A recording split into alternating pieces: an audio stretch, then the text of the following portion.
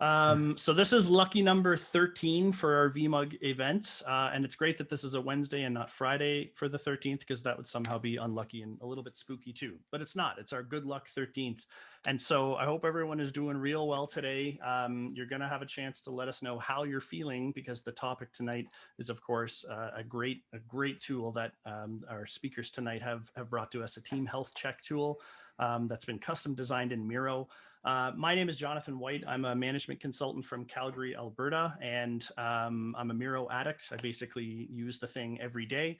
I've been using it for over 3 years, and my company's helped a lot of other companies to turn their chaos into clarity. So I have a process improvement, a lean approach that I bring to organizations, and it helps them to do things better, faster, and cheaper. And it's amazing how you can leverage Miro to help organizations build their internal capability to do that. And I'm very pleased to have with me tonight my co-host, Annie McLeod. Thanks, Jonathan. And I'm Annie McLeod. I'm based in beautiful Kelowna, British Columbia, heart of food and wine, as we were commiserating before. And I am a management consultant in the project management area, and I've been working with Miro for a number of years, and we're moving our project management game board into the Miro platform. So yes, very passionate about it, because we love collaboration in everything we do. So a couple things before we start. There are a couple of house rules. So please mute your mic during the presentation to give Danny and Melissa the airtime. And also, we're going to have a piece where you can ask questions. So we'll have a place on the board where you can put those questions on your stickies, or also feel free to put them in the chat. And John and I, when we get after the presentation and the activity, we'll facilitate asking those questions to Danny and MJ and get you some answers there. And last but not least, our safety moment is if you're looking for fire exits and bathrooms, you should be knowing where those are, seeing as you're probably at home. So let's keep things moving along. Just before we introduce our great speakers tonight, I just always love to give a big shout out to Natalie Lorino. She's Miro's community events coordinator. She's a huge part of the Miro community and getting it up and running and keeping it going. She's a great inspiration for us all. Hi, Natalie. Oh, wow. What an intro. Thank you. Hi, everyone. Thank you for joining us tonight, or wherever you are in the world. I'm looking forward to this event. Thank you. So this is our first VMUG of 2021. I think most of us are happy to put a lot of 2020 behind us. The one thing I'm taking out of 2020, though, is kind of an old adage that I've used with a lot of different people, is that good people make up for bad process. And 2020 was about as bad a process as we could see anywhere, but the people kind of shone through. And it's been tough on us all, I think. And that's why the tool that you're going to see tonight is going to be so useful and eye-opening for you, because it makes a lot of sense. It's really relevant right now. And it's a testament to how good people can be. And I just love this Miro community for how inspiring it is. Lots of people doing lots of great things and sharing it with everyone. It's great to see. So really, I think next we have an agenda, don't we, Annie? Yes, we do. Right on. Shall we go through that briefly? Sure. So it's pretty straightforward. That we've done our welcome. I'm going to take people briefly through some pro tips that we have on the board and help you with your navigation of Miro. We did already, as John had alluded to, we've got that icebreaker activity that's available. We're going to have MJ and Danny present some of their material, and then they've also, as part of that presentation, got an activity that we'll get to kind of practice what they're doing. Then we'll have our question and answer, a brief retrospective in a variety of formats on the Miro board, as well as you'll get surveys and stuff after the event, and then we'll sign off about 5 o'clock. That sounds just about right. So you want to take us through some of the pro tips, Annie? Yeah, for sure. So As you can see from the crown that we've put up there, our absolute all-time favorite pro tip for collaboration is the undo function. So one of the things that you'll find with so many people working on the board at the same time is regardless what happens, you'll always be looking for a way to undo something along the way. So there's a couple of different functions you see that you've on the white space there where John's got it is you've got your Command Z or Control Z. Also on the very top of your Miro window, just beside the name where it says NORAM VMUG, is the undo button as well. So that's a good go-to. You've got the zoom function to the right of that. We talked about it, so or you can see it there in your bottom right corner of your Miro screen is a variety of ways to get in there. So you've got your mouse wheel that you can scroll in and out. You can pinch things with your fingers if you're on a touchpad. Use your plus and minus keys to be able to zoom in and out, or use that control on the bottom right-hand corner of your Miro screen. Then we've got a bunch of things around navigation. So on the navigation, you'll see things like pointer versus pan. So that pink piece, you're going to look in the top left of your Miro toolbar and look for that to be blue or black. So that's going to give you the differentiation between pointer and pan. The other thing is on your mouse pad, you want to do a wheel as much as you can. If you're on a Mac or laptop with trackpads, I often had people that are not happy with those. And then ideally you are on the Miro app or in Chrome. Miro is optimized for those two delivery pieces. And the last couple of bits we'll go through is being able to select. So if you're trying to move an object, make sure you've got your pointer versus pan piece sorted out, and then you're going to click on your object and double click it if you're going to be adding text. And then another shortcut we often see a lot of people using is duplicate. So you can use Control C, Control V, or Command D or C, but you can also use duplicate. So that can often cut time down when we're trying to get things done. Very good. That's back to you, John. Okay, just bring everybody to me at the Icebreaker. I see a few folks have already entered in their information. We'd love to know where you're dialing in from. It's funny, we still say that phrase, dialing in, but we're not really dialing in anymore, are we? Also, grab a sticky, throw that up into the map as well, and you can let us know what kind of cuisine you like. It can be a specific dish or just something general. Like for me here in Alberta area, I like sushi. So I've let the world know. Now it's out there, can't take it back. All right. I'll just draw your attention also one more time. If I zoom way out on my screen, and sorry if I'm bringing people with me, below our presentation and activity, that's where the questions for the presenters are. So I'll just suck everybody down here. I apologize if you were in the middle of adding a pin, bring everybody down this way. So here we are at the question area. I release you now to go back and start playing with the map again. You can always click on my icon at the top of your screen as well. It's a little white icon with my Improve logo in it. If you click that, you'll follow what I'm seeing on the Miro board as well. Okay, so now it's time to have me stop talking and have the people you've come here to see start talking, which would be great, wouldn't it? I want to introduce Danny Carvajal and Melissa Jackson of Samsung Next. Danny's the head of product enablement with Samsung Next, and he's been a Miro user for, I think, over around 2 years. Hopefully I get a little bit of nod. Real-time board. That's right. Yeah, real time. So you've been 3 years. You're kind of the same as Annie and I.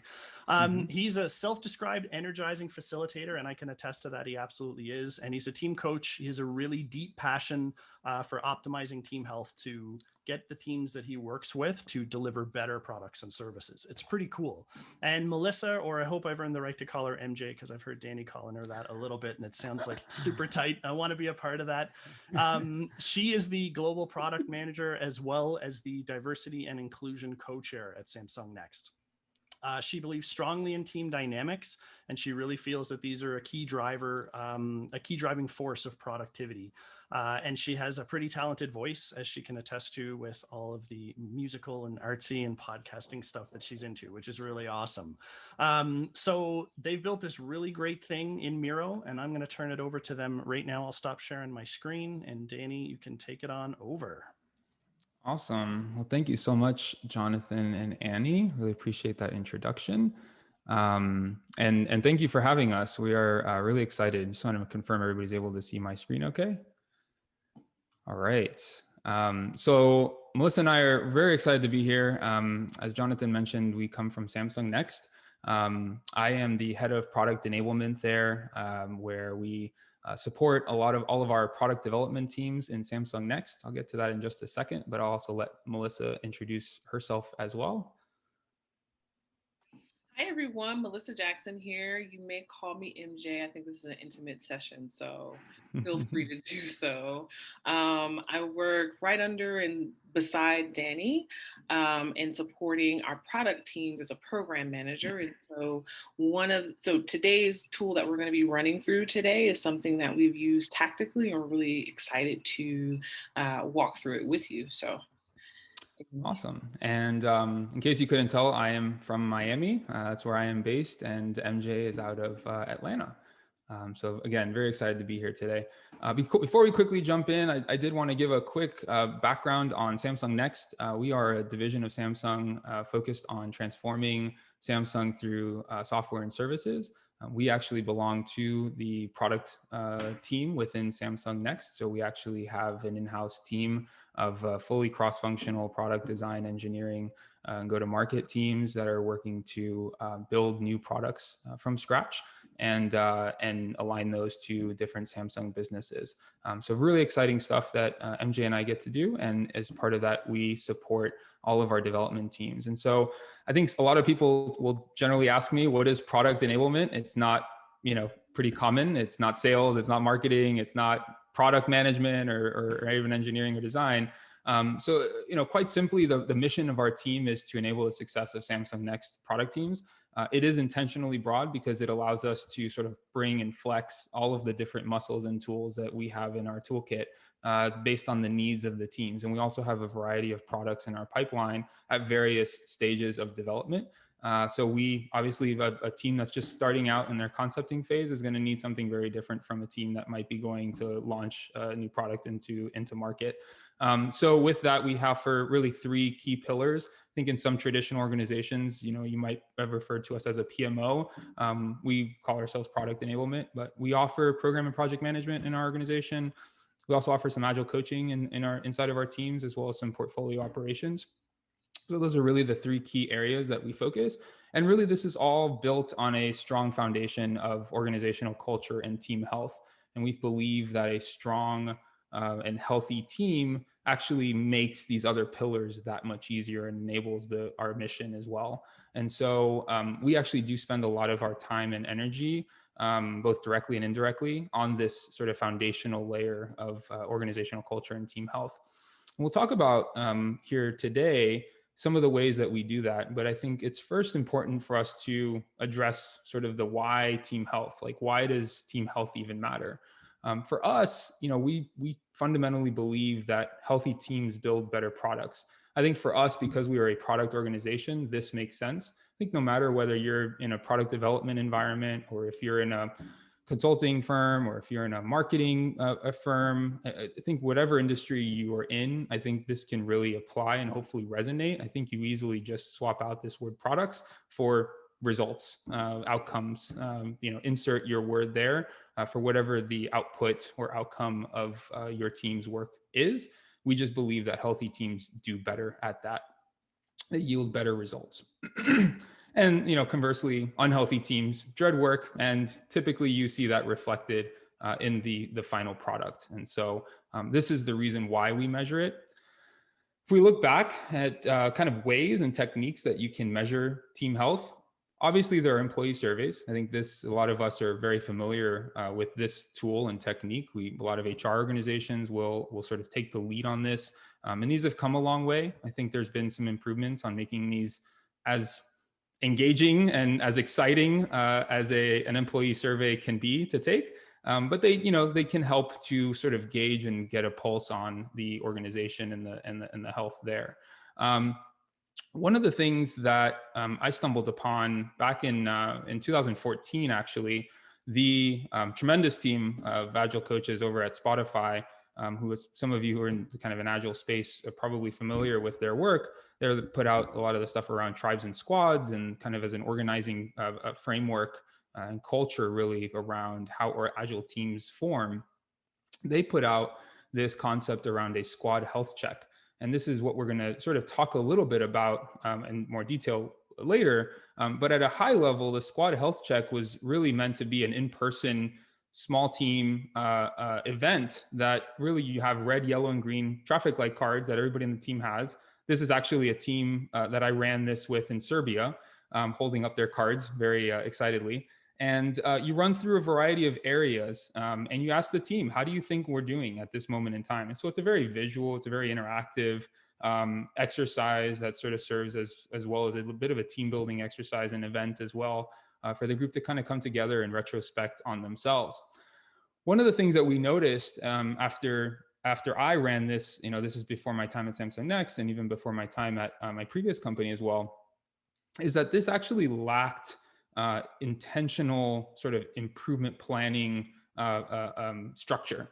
It sort of was like you walked away from these sessions with this beautiful scorecard and it told you where you might be doing well, where you might not be doing well, but it didn't really leave you with anything sort of tangible in terms of improvements that you can then go walk away with. And so you kind of left the event of like, okay, we did all that. Now we know, but do we know what to do? And so this was one of, I think, the downsides or one of the things that was missing from this, what I'm calling here in this presentation, this evolution V1. I think the second piece of this particular exercise was it was also not easy to conduct with distributed teams, right? Imagine us all being on Zoom here and all having traffic lights and cards physically. And now I'm trying to figure out who's got red, who's got yellow, who's got green. And it just becomes a little bit more difficult to manage. So fast forward a few years, and one of the things that I introduced was this idea of improvement breakouts. So once we did sort of the assessment, we then gave the team basically a flip chart and said, all right, let's do some breakouts. You 3, you 4 people, you guys go off and you're going to be a team and you're going to focus on mission. And you 4 people are going to go off and you're going to focus on fun. And you guys are going to go focus on delivering value as the key areas that we voted on as being really the areas we want to improve upon. And so the teams would do that. I'd give them 20 minutes or whatever to go off and come back and then read out their ideas. And so I think this did help in the sense that we came up with something, but I think where it did lack was any sort of structure for those teams to go off and like conduct that brainstorm in an efficient and effective way in a 30 minute breakout. And so again, no offense to this team, but I'll just zoom in here for a second so folks can see some of the examples. So this team chose communication. And, if you start reading through some of these things, they're a little bit vague and not super actionable, right? Like assume positive intent, encourage open group communication, embrace our mistakes and learn from them. Again, these are good things, but I think they sort of lacked the type of measurable or actionable, thing that you would want to walk away from this session. And so oftentimes when I was running this again and again, I would notice there was a lot of this. And then the team would take this back and they put it in their physical, workspace in the office. And it would be a good reminder for the team. So I don't want to put this down at all, really, but we could make it better. Fast forward again, and here we are in V3 now, Health Check V3 as I'm calling it. And we were introduced now to AJ&Smart's Lightning Decision Jam. So a couple of things happened here, and this was something we actually developed this year, last year, 2020, thanks in large part due to COVID forcing all of us to work from home, as well as obviously the continuous improvement that we're trying to make to the health check in general. And so we migrated the in-person cards and posters and all of this sort of thing into a virtual experience. So all of the voting that we were doing, the discussions, the actioning and all of that was happening now virtually through the help of Miro. And we also discovered this phenomenal tool for those of you that are not familiar with it. It's called Lightning Decision Jam by the AJ&Smart group. And it's a great, very efficient way to conduct a brainstorm and get to starting with a problem, get all the way through to an actionable solution and a plan to go and attack that problem really in like an hour. Like that's how they structure it. You can take a little bit longer depending on how much time you want to give yourself. But, take the same crew that we did this health check with in Serbia and Russia and Israel. We've done it all over the place. We have global teams. And now this is sort of what this has looked like with that same team, more or less, lots of the same individuals now working in a collaborative space like this in Miro. And so this is actually what I'm showing you here as part of the Lightning Decision Jam exercise, which we're going to talk here in a second. But I just wanted to show you kind of the nature of obviously the power, and I don't need to tell this group, but the power of Miro in a distributed environment is just a total game changer. And so we've found a lot of really great value in this. And this is what we're now working with in terms of what we're calling Health Check V3. And so if we take a step back and we look at the sort of evolution and the journey of where we've been with these different versions and, including the employee survey, which we all still, I think, take today in different organizations. And I measured this, I mapped this on a fun and actionable scale. This is not scientific by any stretch, but it is my interpretation of it. Employee surveys, not so fun. Certainly they can be actionable, but I kind of put them right here in this quadrant. V1 definitely added a whole extra layer of fun in terms of the flashcards and the interaction and the team. V2.0 helped in terms of improving the actionableness, I don't know what the word is, of the plan. And then V3 is certainly even that much more fun and also that much more actionable. So this is where we are today, V3. I think what we want to do with you now is actually share an actual example with using an activity of how this actually looks in the Miro board. And so for that, I am going to relinquish my control and I will pass it over to MJ.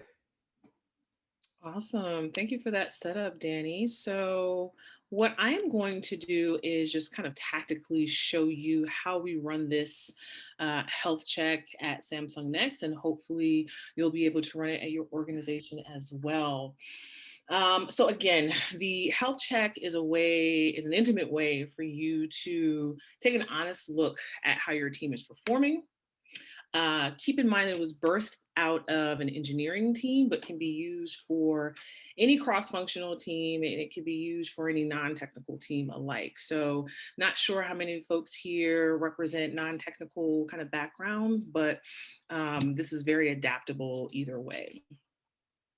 A few things before you get started, right? So traditionally we do this in a time box of 2 days, 2 sessions, 3 hours each. We find that 3 hours is a pretty healthy time to have people sitting at their laptops, particularly in this distributed world that we work in. And we also suggest that you reflect on a specific time period, whether it be the previous quarter or the previous past year, and looking back at your team's performance.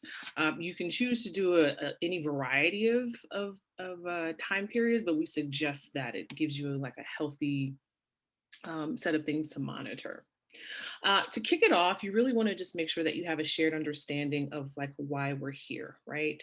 So Danny really touched on this idea of using maybe less fun and informative ways to just kind of check in and find how the team is performing. But you really just want to explicitly call out what we'll be doing, and what we will be doing is going through the 12 different traits or characteristics of a healthy team. You also want to make sure that you, if you can, find someone who is not necessarily baked into the team. And what that means is having an unbiased kind of facilitator who will moderate this session. The nature of myself and Danny's role, we sit in the center, and so we're not necessarily strictly aligned to product engineering, design, so on and so forth. And so we have that opportunity. We also want to be mindful of what we call the hippo, right? So that's the highest paid person in the room. That may not necessarily be the best person to facilitate this. Why? Because the goal is to make sure that people feel comfortable and can build a sense of trust and not feel like anything is tied to what they say here in this open dialogue. And lastly, making sure that you keep these teams as small as possible, right? So if you work in the agile space, traditionally the Scrum teams are about nine or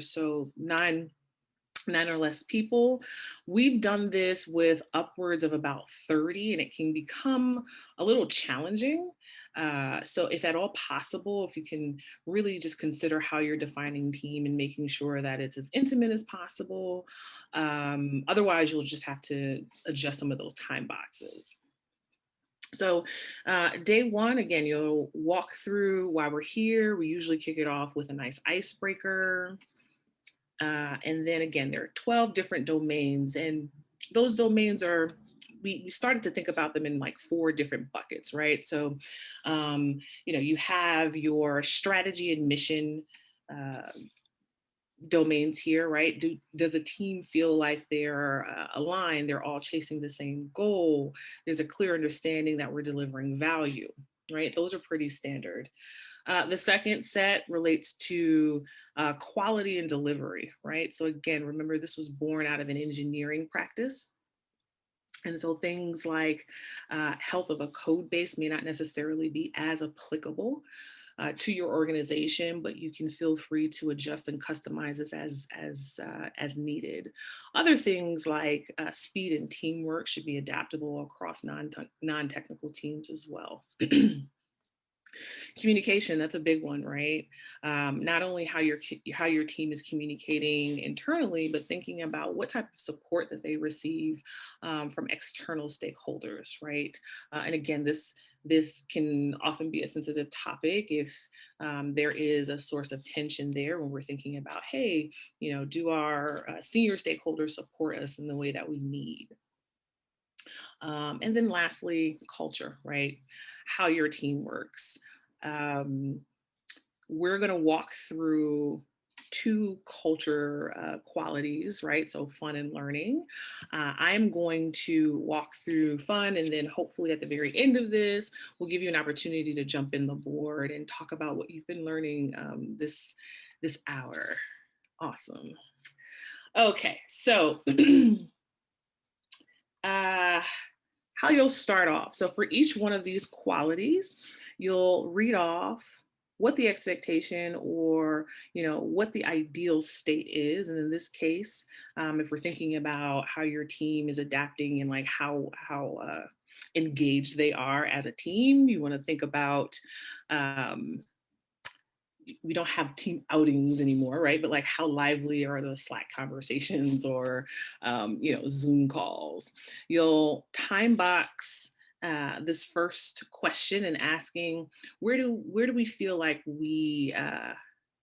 how do we feel like we're exemplifying this behavior, right? So are we working hard? Are we playing hard at the same time? Does it feel like we're on track? Does it feel like we need to pay attention, or there's something that's really off in this space, or are we just middle of the road, right? So sometimes you'll find that folks won't necessarily lean either way, and that's fine. You'll allow them to vote. You'll collect those votes. And I'll show you where you'll do that next. After the voting, we can open up the discussion for what we call wins and anchors. So Danny mentioned that we adapted this to what's called the LDJ session, right? So it's a creative problem solving technique that allows us to define what areas we're really strong in, and then what areas we can opt for improvement. I took the liberty of bringing in a few kind of wins and anchors from a team that we worked with in the past. And you can see that they started to say things like, our team is always fun, right? We use GIFs all the time in Slack. That was that was something that they thought kept the team really going, right? They also identified areas in which they thought, hey, we should probably look into this, right? So planning more activities around, planning more non-work related activities was something that was called out in this session. And as your team kind of plays in Miro, you'll not only be able to document this, but you'll be able to open it up for discussion as well. If you have a larger team, we suggest that you populate some of these questions in a Google form, and that allows you to kind of pre-populate the board so you don't invest as much time in documenting wins and anchors. You'll have more time day 2 to do this, so no worries. So once you voted, you've had your discussion. As a facilitator, you'll want to break the team and ask, how are we trending in this space, right? So is it something that we feel like, over time we've gotten better, over time we've gotten worse, or over time we've pretty much maintained the same quality standard here? And this will be helpful at the end when we're starting to think about, which one of these areas that we want to lean into. And how do we do that? So you will have done that about 12 times, right? We suggest that you choose between 8 and 12 qualities, 12 being if you have a smaller team, 8 if you have a pretty large team and you know you're not going to be able to do it in 3 hours. You'll have at the end a health check summary where you'll have both qualitative and quantitative data to suggest which areas that you want to break into day 2 to start getting more solution and action oriented with how you'll solve for any of the problems that you're finding in your team. Okay, so again, you'll have your quantitative and qualitative data all stemming here. Assuming that, I'm just going to kind of move forward and think that fun and maybe your mission statement may not necessarily be maybe something that your team needs to lean into. You'll break into 2 different groups and start day 2. Day 2 will start with you just familiarizing yourself with a discussion on the wins and the anchors from the day previous, right? And so I started to bring some of those here. Oops. There's a little bit of a lag with my computer. I apologize. That's why I'm going a little slower than needed. Okay. So you'll start day 2 off, just identifying your wins and anchors. You can allow your team to add more, but definitely want to allow them to read what was discussed in the previous session.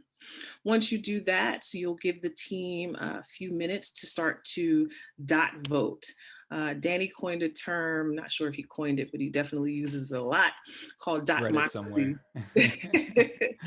So a dotmocracy allows the team, you'll notice that in other sessions that you'll have with teams, right, the conversation will go like, okay, well, where do we want to focus? And instead of relying or depending on the conversation solely, you follow the dots. You give them about a minute or so to vote on the challenges that they want to tackle first. You'll have a bunch of dots you can pull over and start to prioritize the problems that were top voted. And so in this case, as an example, it's like we never have any time to do anything outside of work, right? So that seemed to get the most traction. And so that's the one that we'll lean into, right? So it avoids us from going back and forth with what we want to solve for first. Next up, you want to reframe the problem, right?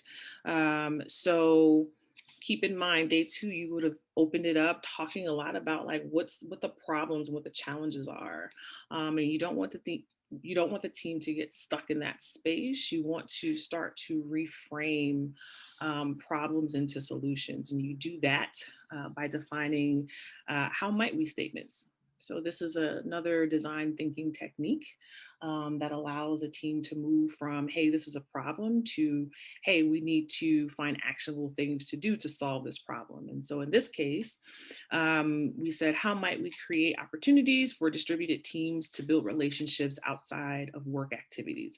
So you'll see even in the language difference, right? Language is really important for helping people to frame solutions. And so That's an example of a really good how might we statement.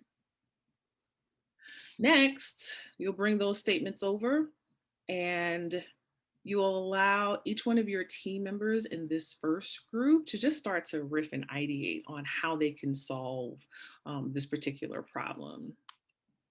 Okay.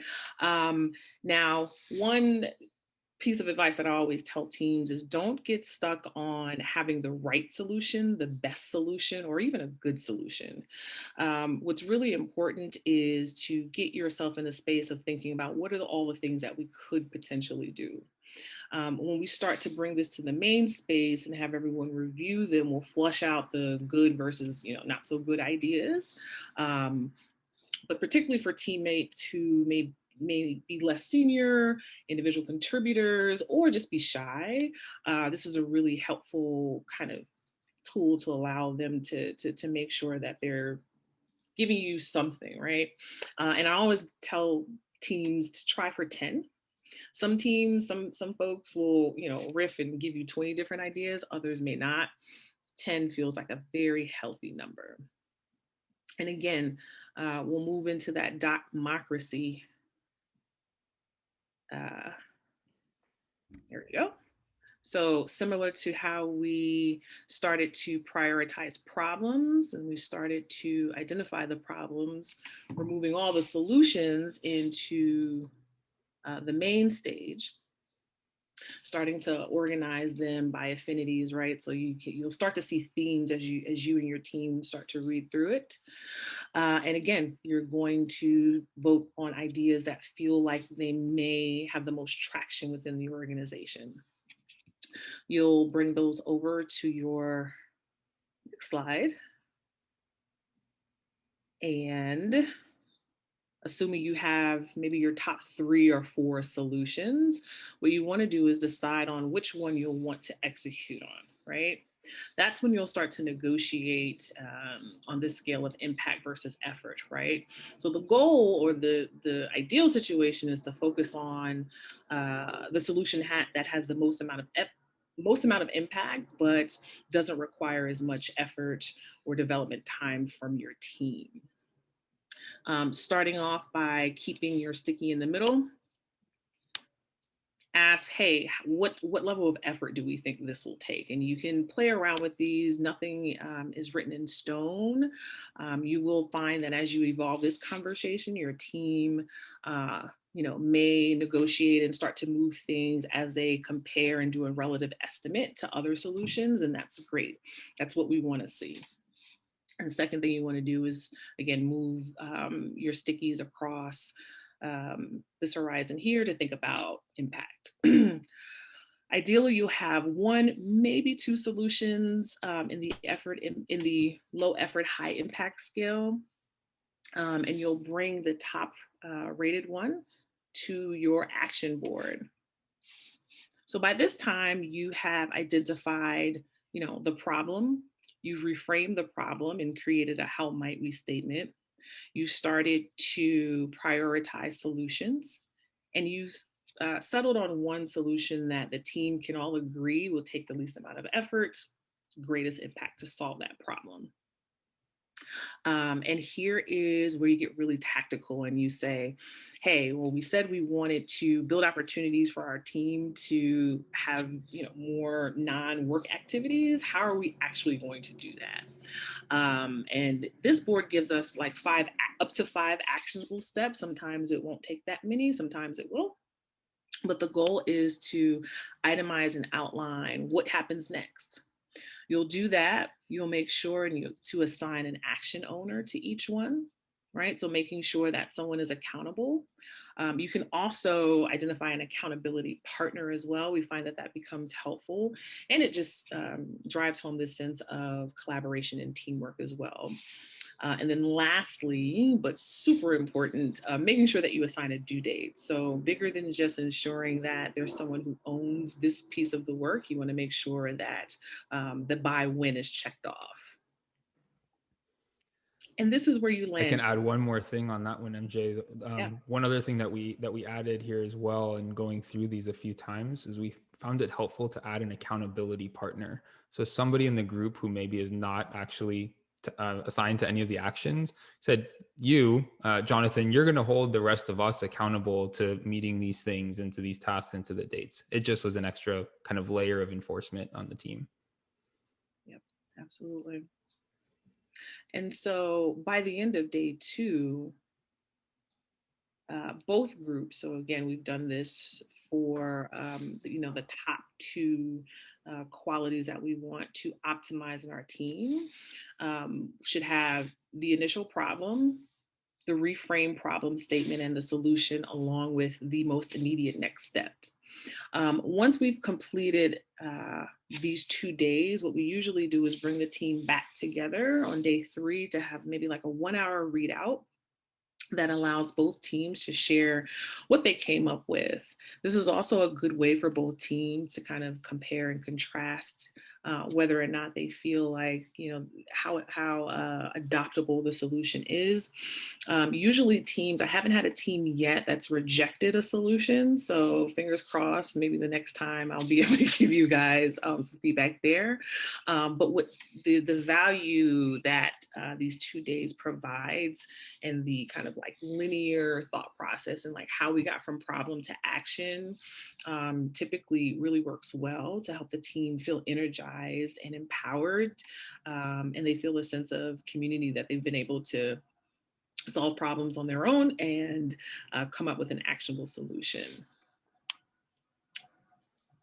And that's it. I would like now for us to run through this really quickly.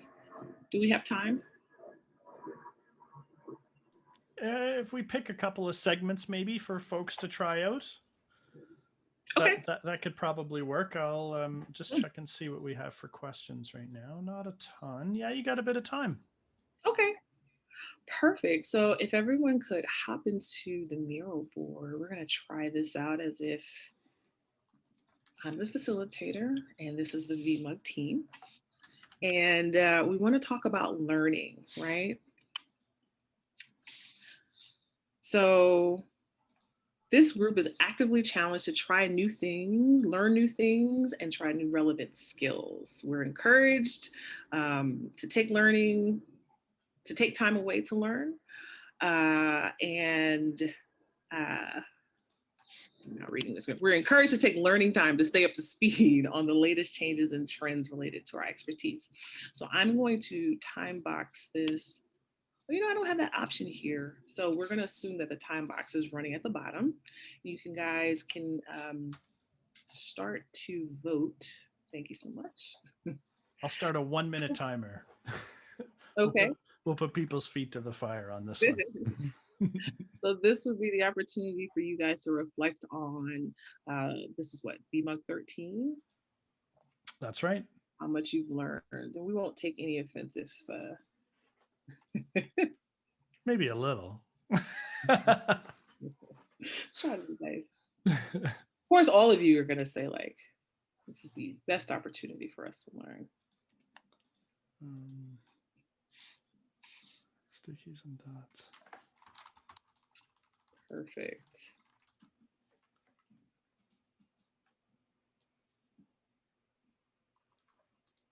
And usually your teams may need like 30 seconds. I found that teams are really eager to talk through their grievances. So at the end of that minute, we'll open up the discussion and talk about what really kind of drives home, or what do we feel like works well in these spaces when we come to learn new Miro techniques. For me, I've always been inspired by how just getting in there and trying things out, and then seeing other people trying things out for the first time. It's almost like when you go in to have a conversation with someone and someone shares a vulnerable story, and then everyone kind of feels more open to sharing. I find Miro's like that a lot. We always, at these VMUG events, have some new users and some seasoned users, and everyone kind of helps each other and make sure everyone's having a good time and learning. So that's why I gave it a good score. Awesome. Okay. Anyone else? What about some things that might be holding us back? I actually see a really good sticky here about us being limited to 1 hour. Anyone want to speak to that? What would be the ideal time? Would it be a 90-minute session, 2 hours? Yeah, that was me, Kim. Yeah, I think an hour and a half sometimes when things are really interactive, just a little bit longer to have time to try things out is helpful. And I just need more Miro people time. Okay. This is actually a good problem to have, right? So not all problems are bad problems. So oops, somebody wants to do that command Z. That's a good place. Oh, this looks fun. Duplicated the entire row. That's awesome. Well, okay, let's. I don't know how you did that. That's amazing. Hey, he saved it. Yeah, don't worry. We've done that a few times on our end too. Okay. Totally. Awesome. So with that said, let's take another 30 seconds or so to think about how we're trending, right? So over the last, let's say 6 months, how do we feel like we've progressed in the learning space for the VMUG group? So if anyone does have trouble grabbing a dot, you can always select someone else's dot and then practice one of those pro tips. Use your Control D or Command D, and you'll just duplicate it. Then you can do what you want. You can be like Kim and make it really weirdly shaped, oblong, like an oblong. It's not even an oval anymore, Kim. We get some people that think that their votes are worth more, so they just make their dots bigger. That's and they true. think that's how they do that. I'm declaring my space. You know, we've had some people put bigger dots to kind of give it. It's true. When you're zoomed out, oh yeah, there you go, Kim. Thank you. When you're zoomed out for a small shape and you try and grab it, I noticed a few people, including probably Kim, were dragging the edge. Oh look, they duplicated the board again. They did it again. Okay, awesome. So assuming we've gone through each one of these, and we're gonna lean into, let's see, learning. Let's just say got eight dots, or 8 votes, I should say. And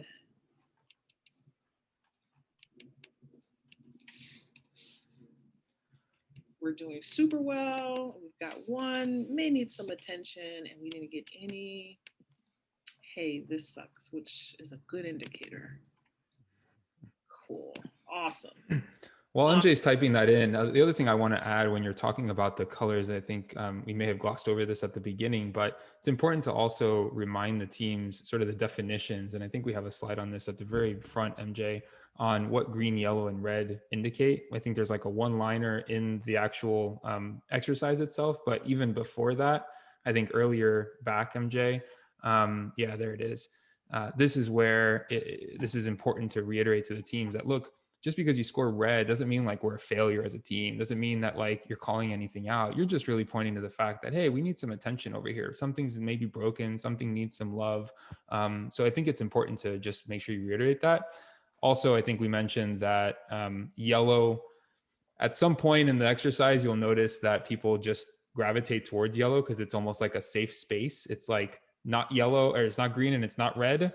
And sometimes that's actually not so helpful in the end, because now you have no idea what actually needs attention because everybody voted kind of in the middle. And so you almost have to kind of encourage the group after you've done through it a few times to say, you know what, like just commit to one side. And sometimes we'll actually, MJ's done this before, she'll pause the whole thing and she'll ask the group, hey, because you all voted yellow, you can only vote green or red right now, commit. So that way we can kind of see where the split is. And it works really well, just as a pro tip. Sure does. Sure does. And, you know, we do try to use this trend lines to help curate the dialogue for like where we need to lean in. But at the absolute worst, you do want to lean into just making sure they go left or right. So good call out there. So for the sake of time, I'm not going to go through the full day of day 2. I would love to open it up for questions though, because we've got about 10 minutes. Happy to hear and just kind of get a sense of like what questions you have, what might not have been as clear. So we've got a few come in now. So I'll start with the first one, and Annie and I can tag team these for you and Danny, MJ. Number 1 is, how do you get people to be open about their feelings? Yeah, so kind of going back, yeah, and that's a great question, because we do have some teams who, they're just quiet for whatever reason. If your team is intimate enough, and this is why smaller teams are really helpful, right? I actually make sure that I go around the room, similar to like a retrospective you may do with a Scrum team. So it ensures that everyone has a voice.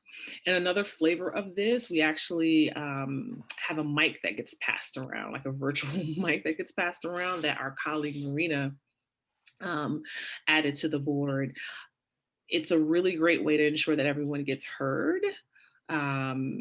Yes. And so I would definitely lean into that. Again, you also want to be mindful of who is in the room. So as a facilitator, sometimes we do know that, again, if the hippo is in the room, the team is less likely to be transparent and to like lean into how they feel.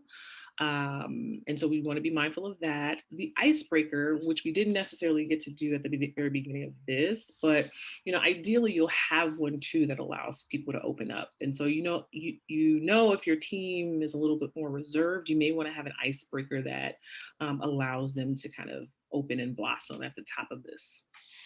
Yeah. I think also depending on sort of the environment of, your organization, I think it's also important to ensure the team how this data is being used. And so if there is a kind of culture of fear of like, oh my gosh, like senior management is going to now take this and going to come and talk to our manager and everybody's going to get, in trouble, like that's not a healthy or safe, psychologically safe environment. And so I think it's super critical that you position it correctly at the beginning, at the start of this. And even sometimes I will actually position it as, hey, this is actually meant for you, for the team. This is not meant for management. This is actually, in some cases, actually it is, in the sense that there may be things in your team, in the team, that management is actually doing, the leadership team is doing, that you need help with, or that they need to stop doing and they need to be made aware of. And so as a facilitator, sometimes we'll actually take those as action items to bring back and sort of surface up in a correct way. I think another point that I'll add to that too, and having now run this exercise with global teams, there's a lot of different cultures, obviously globally, and folks feel slightly less comfortable sometimes in sharing openly these things. One of the things that we have found helpful from moving it into this distributed setting now, into this virtual setting using Miro, is a lot of this stuff kind of gets written down in stickies, and it's nobody's name is necessarily attached to that sticky, but you can at least have a conversation about it openly in the group. So that's another thing that we found to be helpful. Absolutely. I know in my experience, I've done a lot of employee surveys in my work. And so I would wholeheartedly agree with Danny on the 3-point scale, with people can kind of gravitate in the middle. Smaller scales do that, but bigger scales can overwhelm people too. But in my experience, a lot of organizations aren't comfortable talking, like using negative language, even saying something's not going well or something is not good. It's hard for people to say that out loud. And it's the organization makes such huge strides and leaps and bounds when they start to be able to say things like that, like we're not good here and we need to get better at it. So like, that's what's important, is acknowledging the truth that we suck at this. Let's not use harsh terms like I just did, but acknowledging that in some way, shape, or form allows you to take those steps. And I find if you implement a tool like this, even easing off on some of the language, maybe even to start, just to introduce the tool, and then like MJ says, like lean into it in the areas you really need to focus on, people will kind of gain that trust over time. I think this tool will be great to see people develop over time. Yeah, and I think if you also make the point about continuous improvement, I think that's another kind of thing to carry forward with the team. Who doesn't want to continuously improve? If we don't measure ourselves and know what areas we need to improve in, how do we know? So I think that's another point. Yeah, we could have a long conversation about that, Danny. We got another question, Annie? Oh yeah. We've got a few more here. Right on. Can you share a copy of this board or template?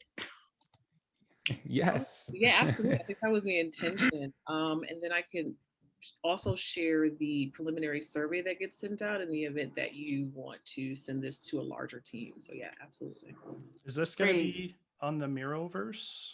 by any chance? We have not formally submitted it yet, but I'm planning on writing up a broader post about this exercise in a Medium article. So stay tuned for that, and we will certainly attach the template to that as well. Great. Yeah. Yeah, so if there's people in the interim who specifically want something, maybe they could put their email address in some stickies. We'll make them a different color or something that John and I can follow up afterwards, or keep people appraised maybe of when it's going to be in the Miroverse. Certainly. Cool. Great. Thank you. And we've got another question here. Specifically, when you're doing your lightning decision jams on day 2, do you use Zoom breakouts for each group? Yes. So in our case, because we're in a distributed environment, they're 2 separate sessions. And so we may have a morning session for our folks who are in Tel Aviv, and then we may have an afternoon session to accommodate our folks in San Francisco. So yes, those are 2 very distinct rooms. If there's only one facilitator in your group as well, you want to make sure that, obviously that they're in both sessions so they can be scheduled at separate times. If you have more than one facilitator, if you have that luxury, you can do them concurrently, but you don't have to. Day 3, when you pull everyone back together, that's when you do the formal readout. And so you'll have that opportunity to align the entire group from day 1. Great, thank Awesome. you. And the next one we have here is, how do you approach checking back in on progress with the team, specifically when the health check is over and it may be weeks since the exercise wrapped up? Yeah, so in the past, we've actually created Slack channels dedicated to whichever breakout session that we did, right? So assuming, we're going to follow up with this group, we would create a Slack channel called Learning, right? And the facilitator just takes the initiative to maybe bi-weekly, weekly, to just check in and ensure that, one, the action items were followed up with. Especially if you're the accountability partner. Then beyond that, just taking a pulse check to ensure that we haven't done any backsliding, right? You can also ask your team for other opportunities or other ways to incorporate this. Like, I find that if you have a standing meeting, let's just say, you can ensure that the midpoint in the quarter, let's just say, you check back into the results. Standing meetings are really good for that because you're going to have them. And if you give yourself a milestone to check back in mid-quarter, you've built that into your process. Cool, thank you. Thank you. Yeah, Okay. I think we've got all kinds of people wanting to look for that template. So that's great. Yeah, that is good.